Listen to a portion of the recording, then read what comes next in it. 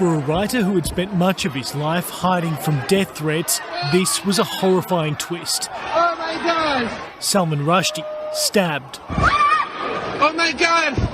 The acclaimed author had just been introduced at a free speech event in Chautauqua in New York State when the attacker struck. Rushdie and the man who introduced him were injured. Audience members, including a doctor, helped treat the writer before he was flown to hospital.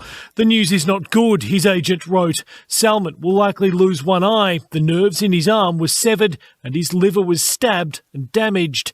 The accused, 24-year-old Hadi Matar, was detained by a state trooper who was working on security at the event. A property linked to the suspect was searched by police. Rushdie had been the target of death threats for years after his book The Satanic Verses was published in 1988. Many Muslims considered the novel insulting and blasphemous as it fictionalised part of the life of the Prophet Muhammad. Iran's Ayatollah Khomeini ordered a fatwa, or a death warrant, against Rushdie, and the author went into hiding.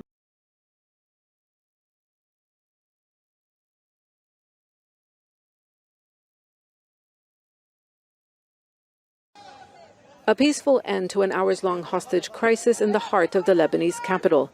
Bassam Hassan laid down his gun and left the bank, escorted by security forces, after a deal that gave him back some of his money. Like millions of Lebanese, Hassan has not been able to access his account since Lebanon's financial crisis took hold nearly 3 years ago. Outside, his relatives, friends and depositors gathered to show support to a man they say has been driven to the brink and had no other choice. Witnesses say the armed men visited the bank several times in recent days, demanding $5,000 from his account to pay for his father's hospital bill. The bank refused to give him the money.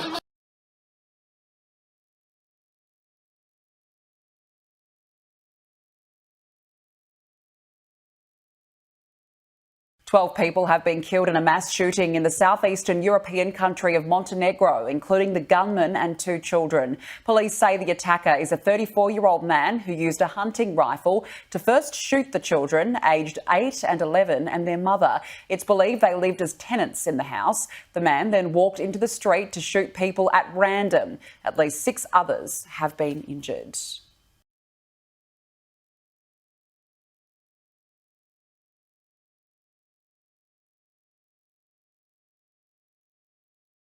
Tonight, an eye-opening window into why the FBI took the extraordinary step of executing a search warrant at Mar-a-Lago.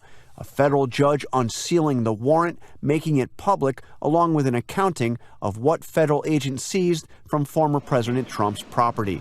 The documents revealed just how much federal agents found: 27 boxes of government records, including 11 sets of classified documents. The property receipt, a copy of which Trump's attorney received from federal agents at Mar-a-Lago on Monday night, shows that the 11 sets of classified material included 4 sets marked top secret and 1 at an even higher classification, top secret SCI, a classification reserved for some of the most sensitive intelligence possessed by the U.S. government, meant to be viewed only in a highly secure location.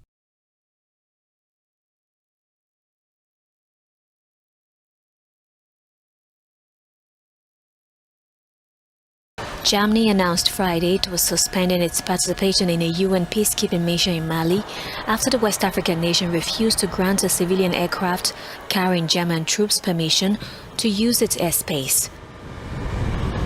The flight was part of a troop rotation, and Germany officials said it was not the first time Mali had denied overflight permission.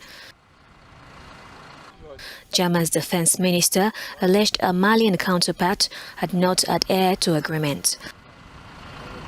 Berlin had deployed some 1,000 troops to Mali, most of them near the northern town of Gao, where their main task is to gather reconnaissance for the UN peacekeeping mission MINUSMA.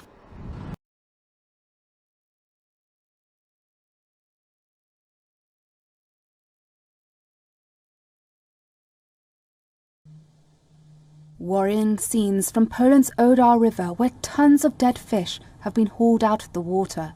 The Oder is Poland's second longest river, flowing along part of the country's border with Germany. Volunteers and anglers have removed at least 11 tons of dead fish.